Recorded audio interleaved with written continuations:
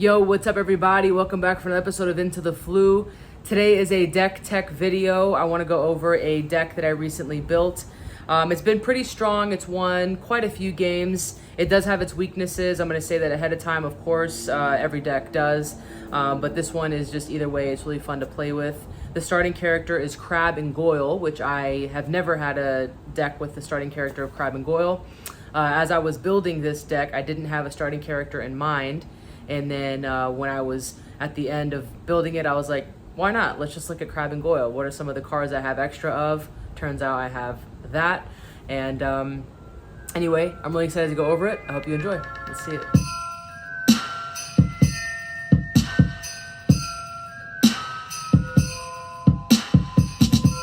All right, everybody, here we go. So this is the Crabbe and Goyle deck. So for those who are unfamiliar, the ability of Crabbe and Goyle is you may use an action and discard 2 cards from your hand to do 3 damage to your opponent. I wanted to build a creature deck. In the league, whenever we play, we've got a few players there, and one of them, James, shout out to James, he's got some really killer creature decks, really amazing. And so I was like, okay, cool. The creature decks that I have are a combination of creature and spells, right? Like the majority of us do. You know, like take McGonagall, for example, just classic creature deck with some spell action with Steel Claw and Dobby's Disappearance and all that kind of stuff. But after playing so much, I realized, you know, having a deck that's dedicated 100% to creatures is cool too. I do have a Hermione Owl deck, but that's more of just like trying to utilize all the owls. And I don't really see that. I didn't really see that kind of in the same genre as this deck here. So let's see. I'm gonna just show you what we've got. So this does run 30 lessons. So we've got 30 Care Magical Creature lessons here. And it really kind of helps out, especially if somebody pulls like a Caught by Snape or something like that.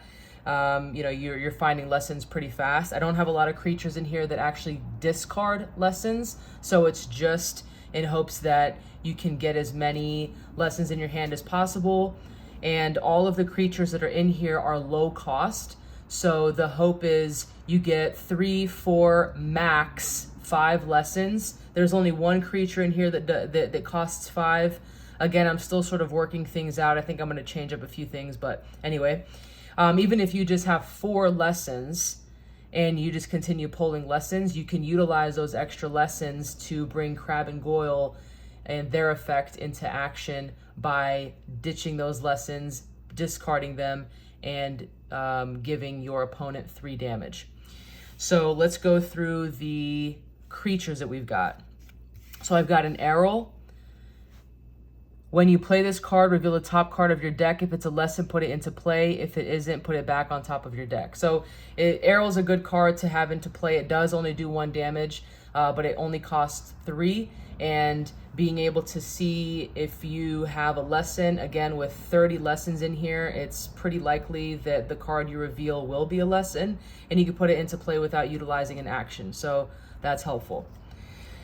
The Prickly Porcupine, when you play this card, draw a card. The reason that this is something that sort of popped up in my head to have in here was because you want to make sure that you draw and you keep cards in your hand. It doesn't really make sense to have an empty hand, unless of course you have 4 cards, you ditch them to do 6 damage or something like that. But the hope is that you can continue drawing, or you have the ability to draw more, so you can keep those cards and then ditch them to do the damage. So the fact that Prickly Porcupine allows me to draw a card without using an action is helpful. I might do away with these, but I've got some Leaping Toadstool. It's just a way to kind of save me some damage hit to my deck if I'm playing with a opponent who's got some creatures or just spells. You know, they do a couple damage here and there. It's always nice to have a creature absorb them instead of your deck taking that hit. Again, I might take those out, but either way, they could always be throwaway cards if I find that my opponent, I'm not really needing them with my opponent. Those can be 2 throwaway cards and I can do damage with those, right? Let's see, next we've got 4 Sandstone Gargoyle. Of course, this is a really, really good creature to have. And if you're playing against somebody who's not using a creature deck, then it's always nice, because Sandstone Gargoyle says, when Sandstone Gargoyle does damage to your opponent, if he or she doesn't have any creatures in play, it does 2 more damage to that opponent. So it only does 1, but otherwise it would do 3 if you're playing against somebody who's just spells or Quidditch, etc. So that's always good. Of course, we have good old faithful Black Bat, another just classic creature card to have in your deck. As soon as you put it into play, it does 2 damage. So that's always helpful there. I've got 3 Curious Raven. So even though it only does 1 damage and really nothing else, it doesn't help. I have it in here because of how low the cost is. The hope is that I can get creatures into play as soon as possible. So being able to have Curious Raven out by like 2nd turn or something is really helpful. Next up, we've got 4 Screech Owl. So Screech Owl is another good card to have in your deck for creatures. When you play this card, you may put a lesson card from your discard pile into your hand. So if you do end up taking some damage, Screech Owl allows you to heal some of that damage by putting lessons into your hand. It's inevitable, especially with a deck like this and so many lessons, that I'm going to discard a lot of them if I'm taking damage, whether it be from spells or from matches or from creatures, whatever. So it's always nice to be able to put those back into my hand, even if I don't need them.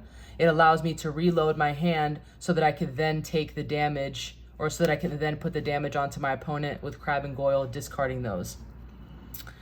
So with that, I also have 3 Family Ghoul. Again, another good card to have. It does do 2 damage and it only costs 3, so that's a plus. But on top of that, to play this card, return 1 creature card in play to your hand. So it's really nice because it allows me to reset either Black Bat or Screech Owl. So I can play this, put this into play, take Black Bat back into my hand and play it again and do 2 more damage to my opponent because I'm utilizing Black Bat's ability again. Or I can play Family Ghoul, take Screech Owl back if I notice that there's some damage done to me and I've got a discarded lesson, then I can put this into play and grab that. Even though I already utilized this bat's ability, I'm taking it back into my hand and resetting that ability because of Family Ghoul. So I really like that. Again, there's a couple things in here that I might change, but so far it's been pretty nice. I've lost a few games, of course, you know, as we usually do. I don't personally think that there's one deck that beats them all, but being able to kind of build some of these decks and have some fun with it is always number one, right? So I might do something with Leaping Toadstool.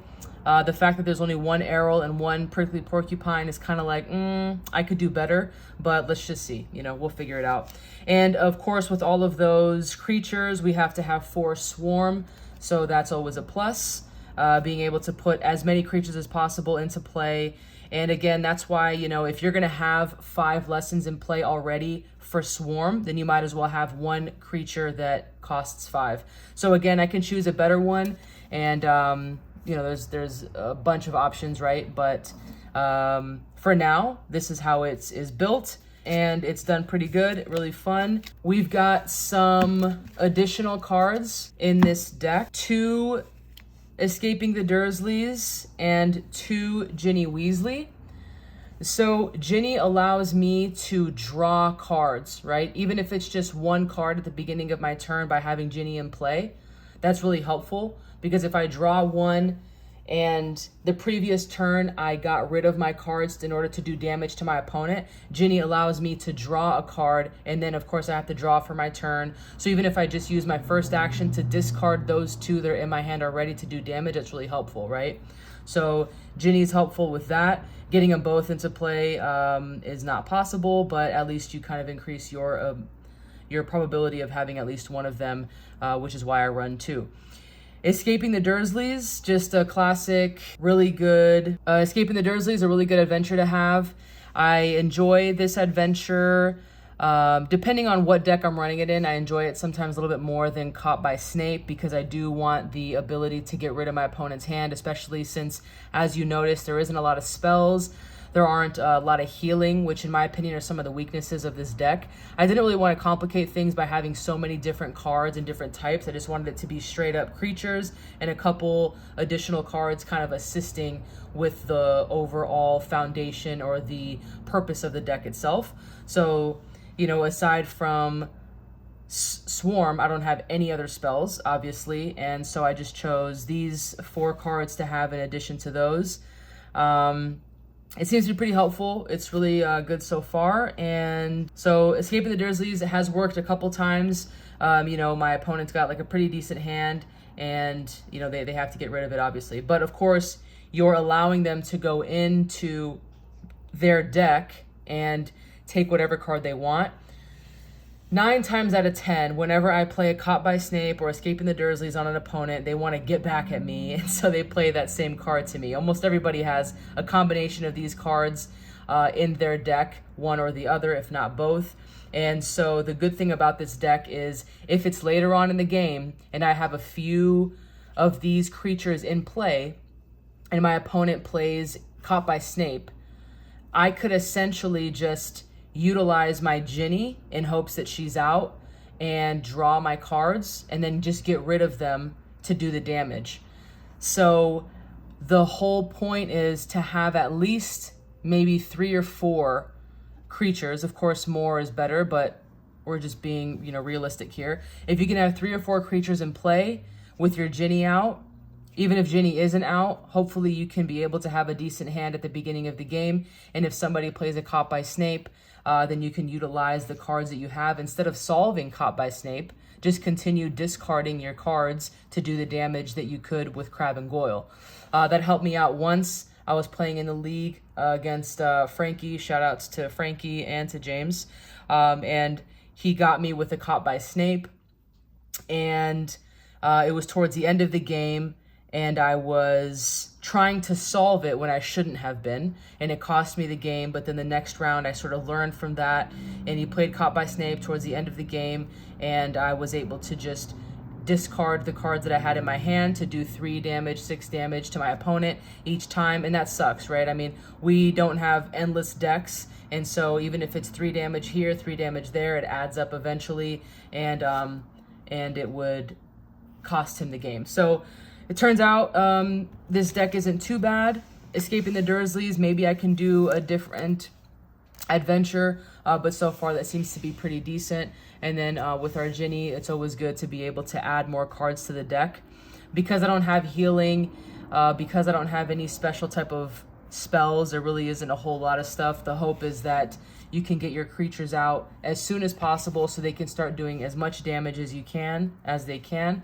And then you just hit the rest of the damage with what you've got left in your hand using your Crabbe and Goyle starting character.